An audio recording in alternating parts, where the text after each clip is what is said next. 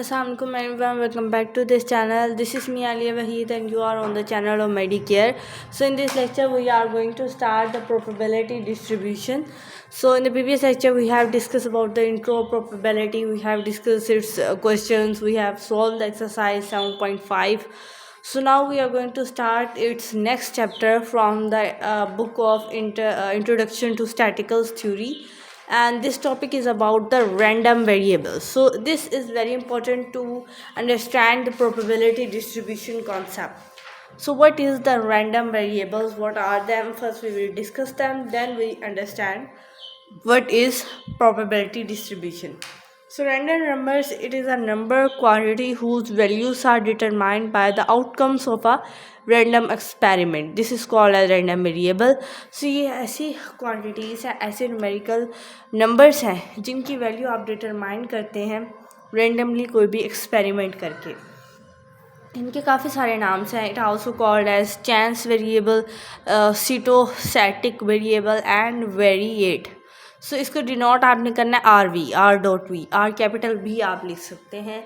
And it is written with the capital letters जैसे XYZ. So ये capital letters से इनको हम डोनेट करते हैं. एग्जाम्पल नंबर 1 मैंने आपको दी है जस्ट इसका ओवरव्यू लेने के लिए. वी टॉस 2 कॉइन्स को टुगेदर. तो हमने 2 कॉइन्स हैं उनको इस तरह से टॉस किया है और हमारे पास जो सैम्पल स्पेस है वो ये आया है. 2 दफ़ा हेड, एक दफ़ा हेड टेल, फिर टेल हेड और फिर टेल टेल. ठीक है, तो ये टोटल 4 पॉसिबिलिटीज़ हमारे पास हुई हैं. उन्होंने कहा इवेंट हमारे पास ये है कि नंबर ऑफ़ हेड्स आपने निकालने हैं. यहाँ पर ये जो x है, कैपिटल X, ये डोनेट कर रहा है रैंडम वेरिएबल्स को, क्योंकि मैंने कहा इनको हम कैपिटल लेटर्स XYZ से डोनेट करते हैं. तो मैंने यहाँ पर x से डोनेट किया है. सो इसकी वैल्यूज़ मैंने बना ली हैं 0, 1, 2. ठीक है, आप कोई भी ले सकते हैं. इसका मतलब क्या है? x का मतलब यह है कितनी दफ़ा नंबर ऑफ़ हेड आया है.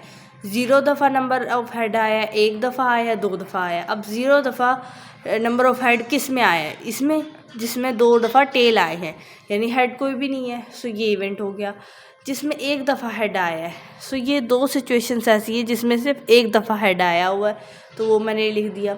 और वो सिचुएशन जिसमें 2 दफ़ा हेड आया हुआ, सो ये सिर्फ वो सिचुएशन है जिसमें 2 दफ़ा हेड्स आए हैं, वो मैंने लिख दिया. अब इनको काउंट करें कि 1 थे, ये 2 इवेंट ऐसे थे, ये 1 था. सो इसकी प्रोबेबिलिटी निकालना बहुत ही ईजी है. टोटल हमारे पास स्पेस सैम्पल 4 हैं, इवेंट 1 आया, 1/4 हो जाएगा. यहाँ पर इवेंट 2 है तो 2/4 होगा. 2 4 से कट जाएगा, 1/2 इसका आंसर आ जाएगा. ठीक है, और यहाँ पर अगर हम बात करें तो इवेंट 1 है और सैम्पल वो 4 हैं, तो 1/4 इसकी पॉसिबिलिटी आ गई है. सो अब हमने x के नंबर ऑफ़ हेड से एक ये टेबल बनाया है जिससे हम प्रोबेबिलिटी फाइंड कर सके हैं, यानी हमने प्रोबेबिलिटी को डिस्ट्रीब्यूट कर दिया है. सो x यानी हम लोग रैंडम वेरिएबल से हमारे पास एक टेबल बना रहे हैं और उस टेबल से हमें फ्रीक्वेंसी की प्रोबेबिलिटी की डिस्ट्रीब्यूशन का पता लग रहा है.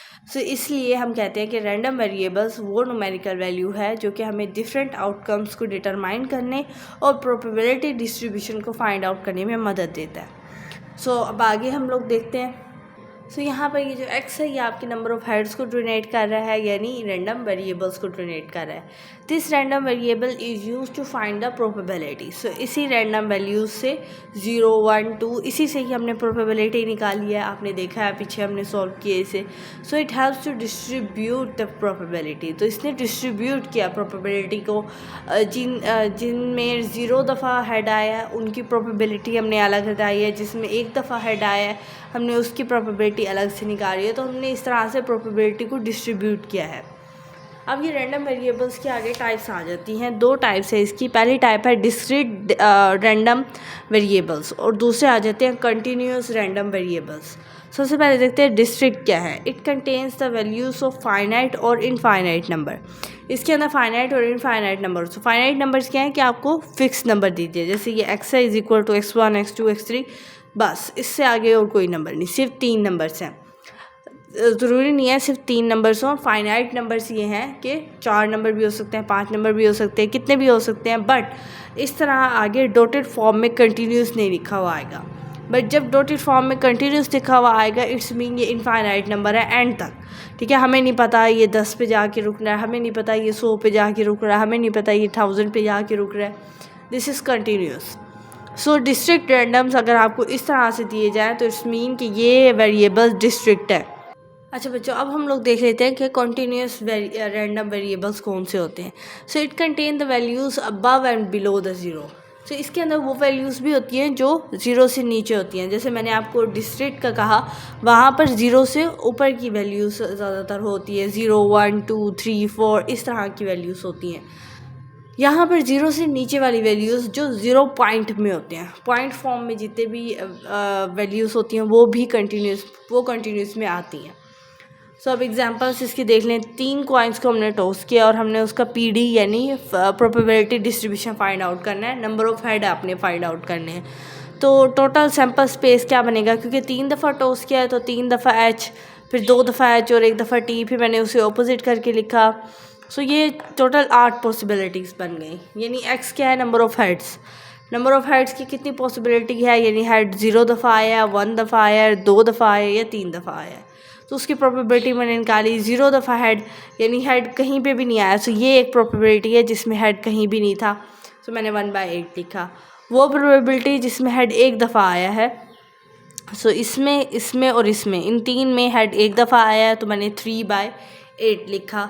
2 दफ़ा हेड किस में आया है, इसमें 2 दफ़ा हेड है, इसमें 2 दफ़ा हेड है और इसमें, यानी 3/8 अगेन आ गया। 3 दफ़ा हेड किस में आया है, सिर्फ इसमें आया है, सो 1/8 किया। इसी तरह टेल का भी आपको आ सकता है कि नंबर ऑफ़ टेल्स की पीडी यानी प्रोबेबिलिटी डिस्ट्रीब्यूशन फाइंड आउट करें, तो आप बिल्कुल इसी तरह से ही उसको कैलकुलेट करेंगे। अब हमारे पास कुछ आ जाती है टाइप्स, जैसे नॉर्मल डिस्ट्रीब्यूशन या बायनोमियल डिस्ट्रीब्यूशन।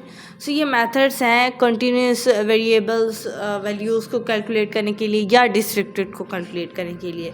बट ये जो नॉर्मल डिस्ट्रीब्यूशन है ये हमारे पास कंटिन्यूस रैंडम वैल्यूज़ को कैलकुलेट करने के लिए होता है। सो इसकी ये कर्व है, कर्व इसकी बस इसमें 2-4 बातें ही आपने याद रखनी है। ये इस तरह की कर्व होती है, ठीक है, और यहाँ से ये आगे कंटिन्यूस जाती है, किसी भी पॉइंट पे ये आपस में मीट नहीं होते हैं। सो यहाँ पर ये जो इसकी ये पीक वैल्यू है ये रिलेट करती है x = म्यू। यहाँ पर म्यू का है ये मीन है, मीन मीडियन मोड हम पिछले लेक्चर्स में आ चुके हैं। सो आपको पता है मीन क्या है। सो x आपके पास वही नॉर्मल डिस्ट्रीब्यूशन को यहाँ पर शो कर रहा है।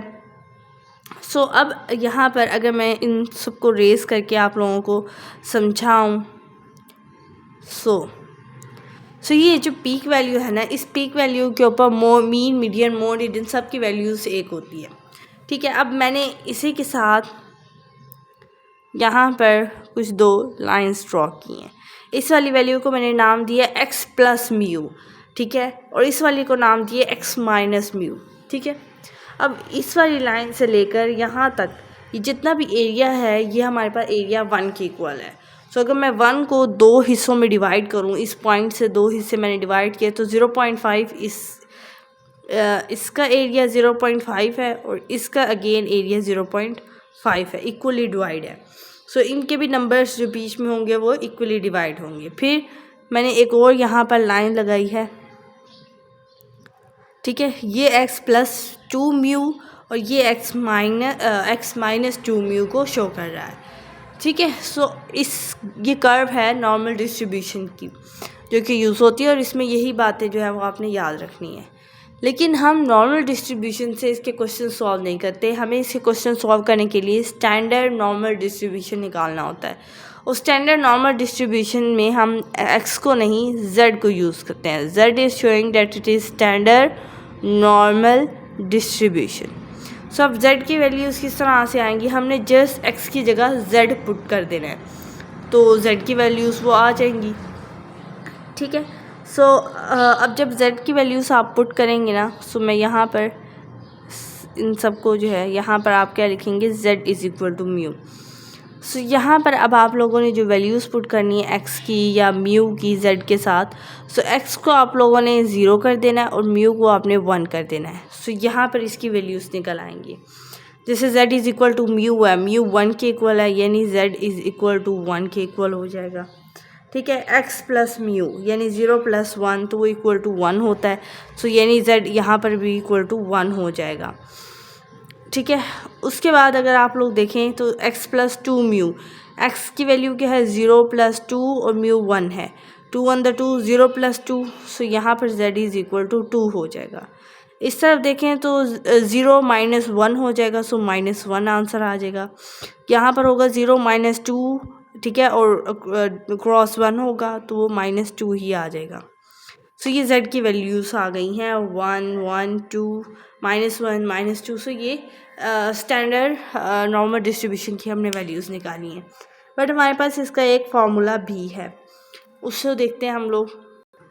अच्छा बच्चों, ये हमारे पास स्टैंडर्ड नॉर्मल डिस्ट्रीब्यूशन का फार्मूला है जिसे हम z से डोनेट कर रहे थे, और यहाँ पर इसका फार्मूला आप लोग देख सकते हैं z = x - mu over sigma. Sigma यहाँ पर स्टैंडर्ड डेरिवेशन को डोनेट कर रहा है और म्यू मीन है, और x की वैल्यूज़ जो है वो आपको दी गई होंगी। सो ये थे आज का हमारा नॉर्मल डिस्ट्रीब्यूशन का टॉपिक।